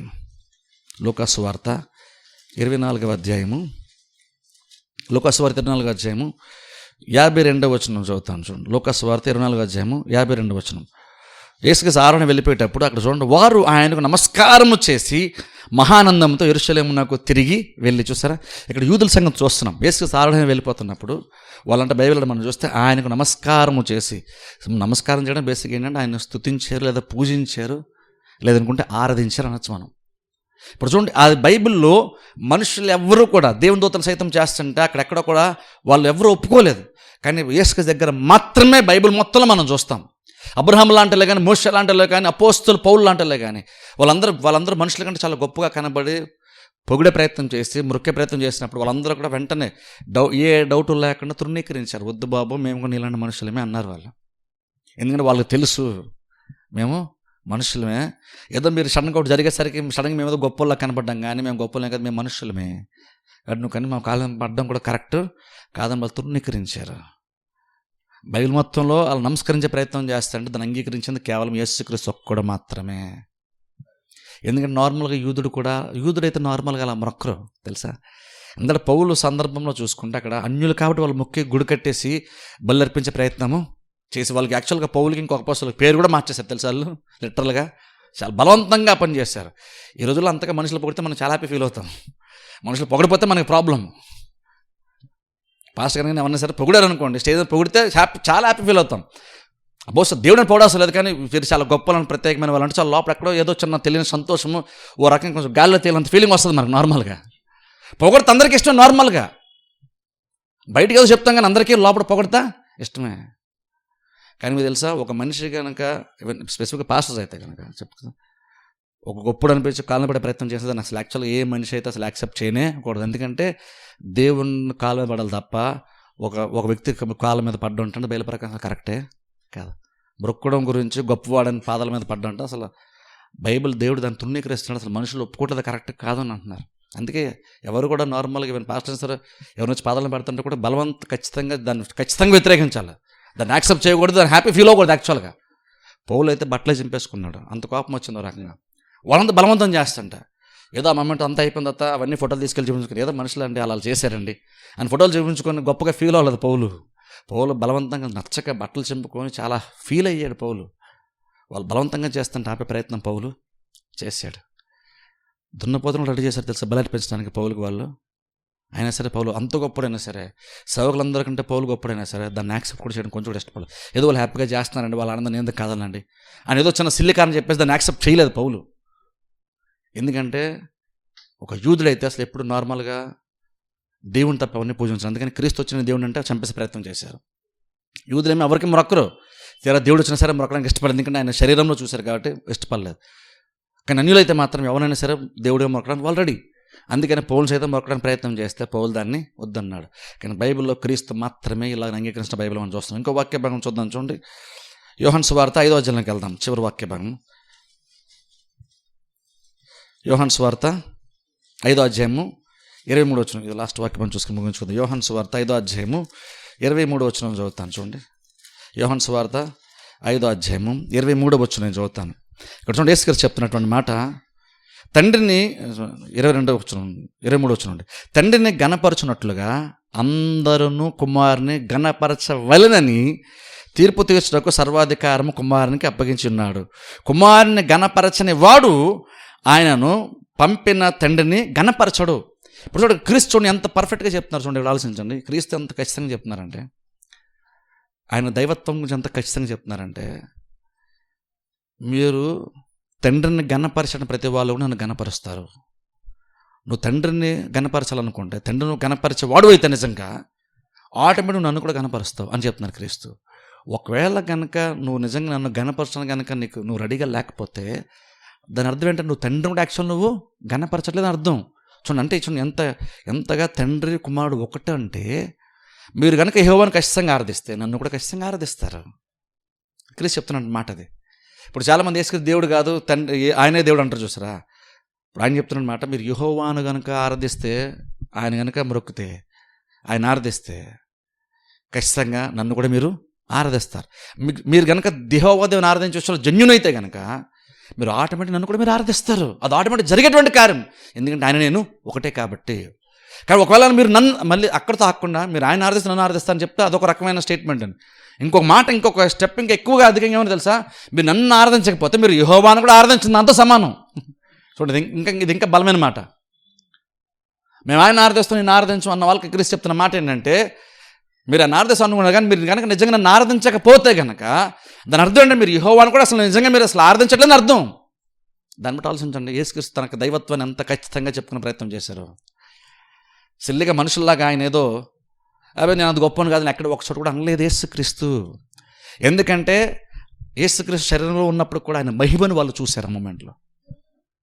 అందుకని అది ఎప్పుడైతే గుర్తించి యేసుక్రీస్తు యొక్క గొప్పతనాన్ని, ఆయన యొక్క మహిమ ప్రభావాన్ని ఆయనకు ఆరోపించే ప్రయత్నం చేశారో, క్రీస్తు కూడా మీరు చేసిన కరెక్టే అని ఆరాధనని అంగీకరించారు.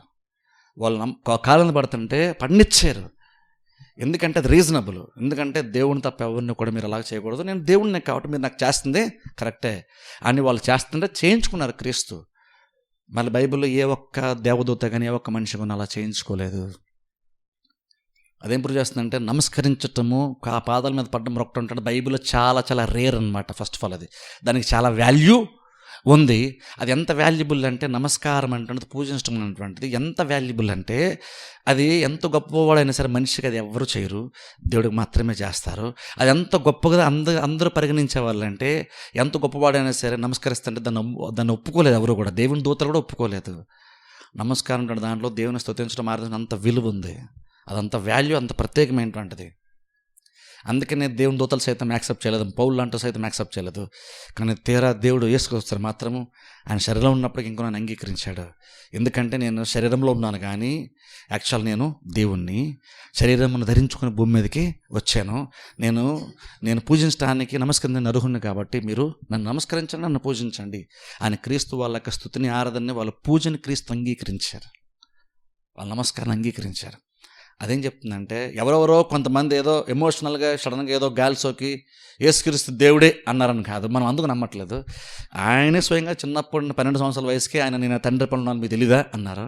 ఆయనకి క్లియర్గా మైండ్లో ఉంది, నేను అందరిలాంటి కాదు, ఆయన తరచుగా చెప్పుకున్నారు. అది మాత్రం కాదని చాలామంది ఆయన దైవత్వాన్ని గుర్తించి నమస్కరించేటప్పుడు కూడా ఆయన కూడా దాన్ని అంగీకరించారు. అదేం చెప్తుంటే క్రీస్తు నిజంగానే దేవుడు, అందుకని మనుషులు పూజించారు, అందుకని క్రీస్తు కూడా దాన్ని అంగీకరించారు. ఇప్పుడు ఏమంటే తెలుసు ముగింపులో, నిజంగా చూడండి ఆరాధన ఎంత వాల్యుబుల్ ఒకసారి ఆలోచించండి. దీన్ని బట్టి అన్ని లెక్క ఆరాధన చూసి మనం చాలా విషయాలు నేర్చుకోవాలి తెలుసా. మనం ఆరాధన సీరియస్గా తీసుకోవట్లేదు. మనం పౌలు యొక్క సందర్భంలో యాక్చువల్గా మీరు చూస్తే అది యాక్చువల్గా అపోస్తలకార్యం 7వ అధ్యాయంలో ఉంటుంది. తర్వాత ఎప్పుడు మీరు చదువుకోండి. 7వ అధ్యాయం కదా, యాక్చువల్గా వేరే చోట ఉంటుంది. అక్కడ గమనించండి, పౌల్ని ఇంకొక అపోస్తలుని వాళ్ళు జస్ట్ ఒక అద్భుతం జరిగితేనే వెంటనే దేవుడిలాగా తీసుకెళ్ళిపోయి బలవంతంగా తీసుకెళ్ళిపోయి ఒక చోటకి వాళ్ళకి ఇన్స్టెంట్గా ఆ మొమెంట్లో పేర్లు మార్చేసి వేరే దేవుళ్ళ పేర్లు ఏవో పెట్టేసి, అక్కడ ఉన్నటువంటి వాళ్ళు అయితే యాక్చువల్గా పూజలు అవి చేసేటువంటి అన్యులు కూడా పశువులు కూడా తీసుకొచ్చారు బలర్పించడానికి పౌలకి అపోస్తలకి. వాళ్ళు ఒక మనిషిని చూసి సడన్గా దేవుడు అనిపించగానే వాళ్ళు ఆరాధించడానికి ఎంత రెడీ అయిపోయారు చూడండి ఒకసారి. అది ఎంత ఫాస్ట్గా వాళ్ళు రెడీ అయిపోయారు చూడండి అంటాను. ఆ క్విక్నెస్ చూడండి, వాళ్ళు ఎంత ఫాస్ట్గా రెడీ అయ్యారు. అప్పటి వరకు పౌలు మనిషిలో చూస్తారు, సడన్గా ఆయన అద్భుతం చేసేసరికి దేవుడిని అంగీకరించడానికి, అది మాత్రం కాదని ఆయన పూజించడానికి వాళ్ళు ఎంత రెడీ అయిపోయారు.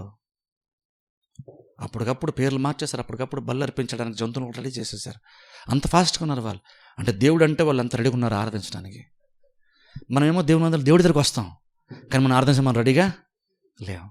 మనం ఆరాధించడానికైనా వస్తాం, ఆరాధించడానికైనా పాట స్టార్ట్ చేస్తాం, కానీ ఆరాధన మనకు అంత ఫాస్ట్గా మనకు రాదు. అంత ఫాస్ట్ మనం ఇన్వాల్వ్ అవ్వం మనం.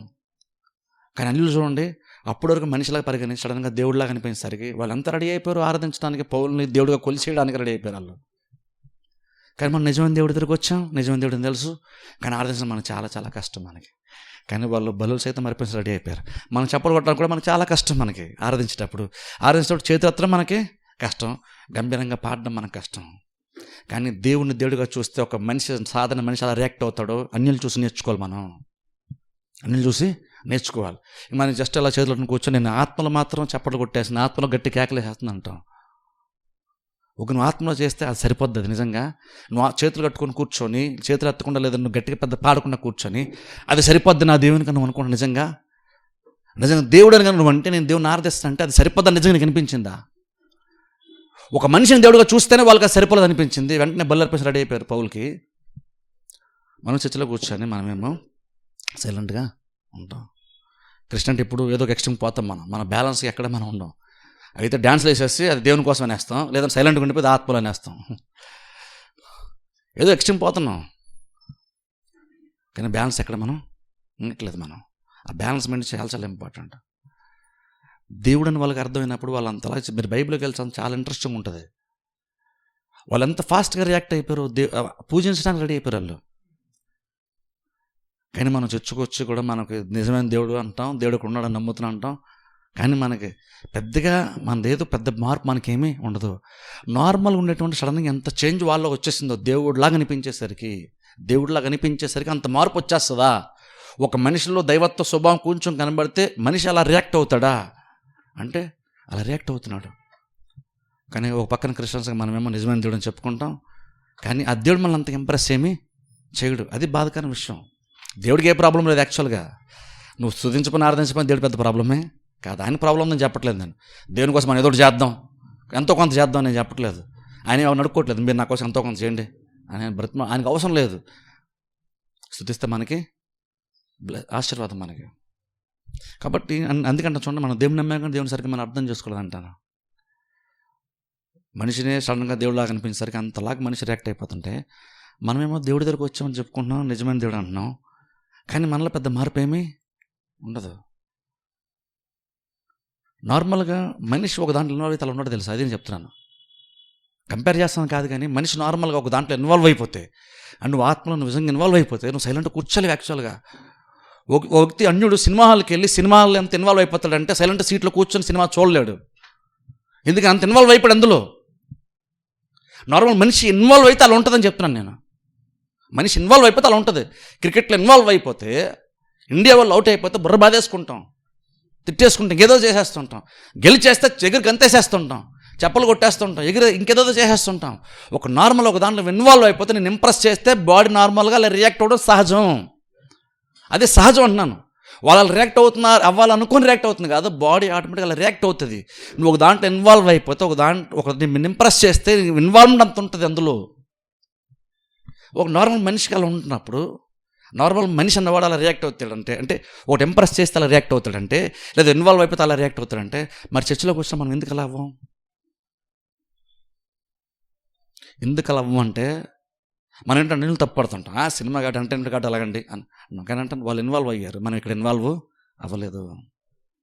దేవుడు మనల్ని ఇంప్రెస్ చేయలేదు, ఆయన గొప్పతనం మనం ఇంప్రెస్ చేయలేదు. ఆయన ఎర్ర సముద్రాన్ని పాయలు చేశాడని పాడతాం, కానీ అది మనల్ని ఇంప్రెస్ చేయదు. ఎర్ర సముద్రం పాయలు చేశాడు సింపుల్గా అంటాం, కానీ ఎర్ర సముద్రం పాయలు చేయడం ఎంత గొప్ప అద్భుతం, అది కళ్ళ ముందు జరిగితే ఎంత గొప్ప కార్యం. అది మనకు కనెక్ట్ అవ్వలేదు, మనం దాన్ని సీరియస్ తీసుకోలేదు. అందుకే మనం దేవుని ఆరాధించడం మనకు కష్టంగా ఉంటుంది. దేవుని గొప్పతనం మనల్ని, దేవుని నిజంగా ఆరాధించడానికి కదిలించట్లేదు మనల్ని. నార్మల్గా ఆఫ్టర్గా సినిమాలో ఒక యాక్టర్ కదిలించేస్తున్నాడు ఎమోషనల్గా చాలామందిని, సినిమాల్లో ఉండే వాళ్ళందరినీ. ఒక క్రికెట్ ప్లేయర్ గ్రౌండ్లో స్టేడియంలో 6 కొట్టో లేదంటే మంచిగా బౌలింగ్ చేసో జనాలను కదిలించేస్తున్నాడు. కానీ చర్చలోకి వచ్చే మన దేవుడు సజీవుడు అంట, మన దేవుడు మనల్ని కదిలించట్లేదు. ప్రాబ్లం ఎక్కడ? దేవుడిలో నా ప్రాబ్లం. ఒక మనిషి అంత ఇన్ఫ్లుయెన్స్ చేయగలుగుతున్నప్పుడు, తన ఎదురుగా ఉన్నటువంటి ఆడియన్స్ ఇన్ఫ్లుయెన్స్ చేయగలుగుతున్నప్పుడు, దేవుడు అక్కడ ఉన్నాడన్నప్పుడు మనల్ని ఎందుకు అంత బలంగా దేవుడు ఇన్ఫ్లుయెన్స్ చేయట్లేదు? ప్రాబ్లమ్ దేవునిలో ఖచ్చితంగా కాదు, మనం దేవుని అంత ప్రత్యేకంగా మనం చూడలేకపోతున్నాం. నేను ఎందుకంటానో చూడండి, అది మీరు ఏమైనా ప్రార్థన చేసుకోవాలంటే దేవుని గొప్పతనం చూడగలిగే నేతలను దయచేసి మనం ప్రార్థన చేసుకోవాలి. అది ఎప్పుడైతే అది మనం చూడగలుగుతామో అప్పుడు నిజంగా నువ్వు ఆరాధించగలుగుతావు. అది చూస్తే అప్పుడు నేను చెప్పడం కాదు, చేతులు ఎత్తండి గట్టి కొట్టండి నేను చెప్పడం కాదు, నీకు ఎత్తాలనిపిస్తుంది, నీకు చెప్పలు గట్టి కొట్టాలనిపిస్తుంది, నీకు గట్టి పడాలి నీకు అనిపిస్తుంది. నేను చెప్తే చేయడానికేను దేవుని చూసి చేయడానికి చాలా డిఫరెన్స్ ఉంటుంది. నేను చెప్తే చేస్తే మీకు యూజ్ ఏమి ఉండదు. కానీ దేవుణ్ణి చూసి ఇంప్రెస్ అయ్యి మీరు చేయండి, అది మీకు ఆత్మకి ఎంతో బలము, దేవుని నిజంగా మీరు ఎక్స్పీరియన్స్ చేస్తారు. నిజంగా ఆరాధన అంటుంటుంది ఆ రేంజ్లో ఉండాలి, మంది ఆ స్థాయిలో ఉండాలి. లేకపోతే ఆత్మ సంబంధంగా చెప్తున్నాను నేను, అది నిజమైన ఆరాధన. అది ఎప్పుడు వస్తుంది? దేవుడుగా నిజంగా చూడగలిగితే, అండ్ దైవిక స్వభావం చూసినప్పుడే మనిషి అలాగన్నా స్పందిస్తాడు. కొన్నిసార్లు కనుక మనం డల్గా అలాగ ఏదో ఫ్రీజ్ అయిపోయినట్టు ఉంటున్నట్టు అర్థం ఏంటంటే, నేను దేవుణ్ణి స్తుతిస్తాను అనుకుంటాను, ఇంకా దేవుడికి నిజంగా నీకు లోపలికి సరిగ్గా వెళ్ళలేదని అర్థం. అలా వెళ్తే సైలెంట్గా మనం యాక్చువల్గా ఉండలేం. పాటలే మనల్ని కదిలించేస్తాయి.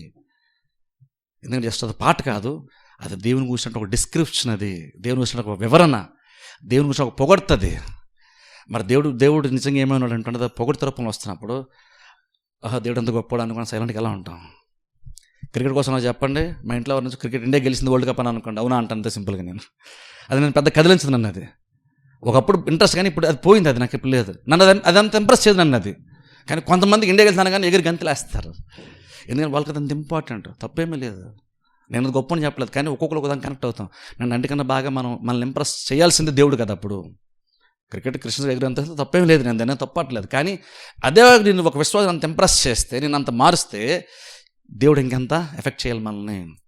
నువ్వు అక్కడ క్రికెట్ చూసావు, ఇంట్లోనో స్టేడియంలో చూసావు, గంతేసావు, కానీ చర్చిలోకి వచ్చాక సైలెంట్గా కూర్చుంటాం. అక్కడ 6 కొడితే చెప్పలు కొట్టాం, కానీ చర్చిలోకి వచ్చి మాత్రం మన దేవుడు గొప్ప ఎర్ర సముద్రం పాయలు చేశాడంటే మనం సైలెంట్గా అవునా అంటాం సింపుల్గా. అంటే బహుశా ఆ విషయంలో దేవుని గొప్పతనం అర్థం చేసే విషయంలో మనం చల్లారిపోతున్నామో కూడా ఆలోచించుకోవాలి. ఎందుకంటే ఆరాధన అంటే అంత ఫాస్ట్గా క్విక్గా ఉంటుంది అర్థం చేసుకుంటే. అంటే దేవుడు మన యేసుక్రీస్తు దేవుడు అని నమ్మేమో ఇప్పుడు తెలుసుకున్నాం కాబట్టి, క్రీస్తుని ఆరాధించే విషయంలో ఇంకా గొప్పగా మనం ఉండాలి. పర్పస్ అది అవ్వాలి. మనకి ఏదో తెలుసుకున్నాం, మనకు తెలిసింది వాక్యం, చాలామంది తెలియదు మనకు తెలిసింది, కాల్ రైగ్రెషన్ తిరగడానికి మాకు తెలిసిన గొప్ప చెప్పుకోవడానికి అయితే కాదు. ఆ పర్పస్ అసలు వాక్యం చెప్పట్లేదు. అసలు నాకు అసలు ఉద్దేశం అయితే అసలు ఇష్టం ఉండదు. నాకు అలాగా వాక్యం మనకు తెలిసిన చెప్పుకుంటే నాకు అసలు ఇష్టం ఉండదు. అది ఎందుకు చెప్తున్నామంటే, వాక్యము దేవుడిని తెలుసుకోవడం కోసం మన వాక్యం చెప్తున్నాం. అప్పుడు ఏంటంటే పాటలు మనం పాడేటప్పుడు మనకి అది గుర్తుండాలి, మనలో దేవుని గొప్పతనం మనకు అర్థం అవ్వాలి. అది అర్థమైతే ఆటోమేటిక్గా ఆరాధన వచ్చేస్తుంది. అందుకని చూడండి, అది మనం తెలుసుకోవడం చాలా చాలా ఇంపార్టెంట్. దేవుని గొప్పతనం వాక్యం వినిన తర్వాత, అర్థమైంది తెలుసుకున్నామన్న తర్వాత ఖచ్చితంగా మనలో మార్పు, ఆ విషయంలో ఖచ్చితంగా మార్పు రావాలి మనకి. ఎందుకంటే పోలినప్పటికప్పుడు చూసారు వాళ్ళు అలా మారిపోయారు. మనం ఎందుకు మారలేకపోతున్నాం ఆలోచిస్తే మనకి విషయం అర్థమవుతుంది. క్రీస్తు గొప్పోడు, ఆయన ఆరాధనకు అర్హుడు, యోగ్యుడు. అప్పుడు మనం వచ్చినప్పుడు నిజంగా ఆయన ఏమన్నాడో ఆరాధన నిజంగా మనం నెక్కునలా చేస్తున్నాం దాన్ని మనం ప్రభా నువ్వు గొప్పడు నువ్వు చెప్పావు, నువ్వు దేవుడు అని చెప్పావు, నేర సముద్రం పాయలు చేస్తాను, అదంతా నిజమే అని మనం ఆరాధన ద్వారా మన దేవునికి చెప్తున్నాం. అది దేవుని ఇంప్రెస్ చేస్తుంది, అది దేవుని సంతోషాన్ని తీసుకొస్తుంది. దేవుని సంగతి మన ఎక్స్పీరియన్స్ చేస్తాం. ప్రార్థన చేస్తాను. అందరూ తల వంచి కళ్ళు మూసుకుని నేను చిన్న ప్రార్థన చేస్తాను. మమ్మల్ని మిక్కిలిగా ప్రేమిస్తున్న మా పరమ తండ్రి, పరిశుద్ధ దేవా, నీ పరిశుద్ధమైన శ్రేష్ఠ నామం నాకు వందనముల స్తోత్రాలు చెల్లిస్తున్నాను తండ్రి. ఈ రాత్రికాల సమయంలో ప్రభావ మీరు ఇచ్చిన మాటలను బట్టి మీకు వందనాలు తండ్రి. ఏ మాటలైతే ప్రభావ మేము వినాలో, ఏ మాటలైతే మాకు అవసరం అట్టి మాటలు మాకు ఇచ్చారు ప్రభా, మీకు స్తోత్రాలు. నిజంగా తండ్రి, మేము యెహోవా దేవుని సేవిస్తే, పూజిస్తే, ఆరాధిస్తే యేసుక్రీస్తుని కూడా ఆరాధిస్తాం. యేసుక్రీస్తుని ఆరాధిస్తే ప్రభా యెహోవా తండ్రిని దేవుని ఆరాధించినంత సమానమని స్వయంగా కుమారుడు చెప్పాడు ప్రభా. అది గ్రహించి తండ్రి, నువ్వు ఆరాధన గురించి నువ్వు మాట్లాడావు, నిన్ను కొనియాడడం గురించి నువ్వు మాట్లాడావు ప్రభా. అది మేము గ్రహించి నువ్వు దేవుడు కాబట్టి మా నుండి నువ్వు నిజంగా ఏం కోరుతున్నావో ప్రభా, ఏది నీకు నిజంగా మా వైపు నుండి యోగ్యమైనటువంటి కార్యమో అది మాకు తెలియజేసావు. వాక్యం ద్వారా మమ్మల్ని తండ్రి మాకు జ్ఞాపకం చేసావు ప్రభా. మేము గ్రహించి ప్రభా తను నిజంగా ప్రభా నీవేమై ఉన్నావో అది అర్థం చేసుకొని అట్టి గ్రహింపుతో ప్రభా మీ సన్నిధానంలో మేము మెలగడానికి మాకు సహాయం చేయమని ప్రార్థిస్తున్నాం. మనుషులందరికంటే ప్రభు నువ్వు గొప్పవాడివి తండ్రి. పౌలు కంటే నువ్వు గొప్పవాడివి, ప్రధాన దూత కంటే నువ్వు గొప్పవాడు ప్రభా. అందుకని వాళ్ళెవరు అంగీకరించినటువంటి ప్రభా ఆ స్థుతులను, ఆ గొప్పతనాన్ని ప్రభా నువ్వు మాత్రమే ప్రభా భూమి మీద అంగీకరించావు. కనీసం దాన్ని బట్టి అయిన ప్రభా నువ్వు పౌలు కంటే, దేవదూతల కంటే ఎంత గొప్పవాడో ప్రభా గ్రహించేటువంటి మనస్సును ప్రభా మాకు అందరూ కూడా మీరు దయచేయమని ప్రార్థిస్తాం. నువ్వు దేవుడు అంటున్నప్పుడు ప్రభా దేవుని యొక్క గుణం ఏంటో, లక్షణం ఏంటో ప్రభా, ప్రత్యేకత ఏంటో నిజంగా అర్థం చేసుకొని ప్రభా మేము మిమ్మల్ని నిజంగా స్తుతించడానికి, ఆరాధించడానికి సహాయం చేయమని ప్రార్థిస్తున్నాం. నిజమైనటువంటి ప్రభా ఘనతను మేము చెల్లించేటువంటి స్థితి మాకు దయచేయమని ప్రార్థిస్తున్నాం. వెతుబడిన వాక్యాన్ని తండ్రి మీరు ఫలింపచేయండి ప్రభా. వాక్యాన్ని వినడానికి ప్రభా మీరు మాకు ఇచ్చినటువంటి మంచి అవకాశాన్ని బట్టి మీకు స్తోత్రాలు. మంచి వాతావరణాన్ని బట్టి ప్రభా, అనుకూలమైనటువంటి పరిస్థితిని బట్టి ప్రభా మీకు వందనముల స్తోత్రాలు చెల్లిస్తున్నాం. వచ్చిన ప్రతి బిడ్డ కూడా ప్రార్థిస్తున్న బిడ్డలను మీరు దీవించండి, ఆస్వాదించండి, వారి కుటుంబాలు మీరు బలపరచండి. ఆత్మలు వర్ధిల్చిన ప్రకారం అన్ని విషయాల బిడ్డలు వర్ధిల్లడానికి సహాయం చేయండి. వెళ్ళుచుండగా మార్గమంతలు మీరు తోడుగుండమని యేసుక్రీస్తు నామమున ప్రార్థిస్తున్నాం మా పరమ తండ్రి. ఆమేన్, ఆమేన్.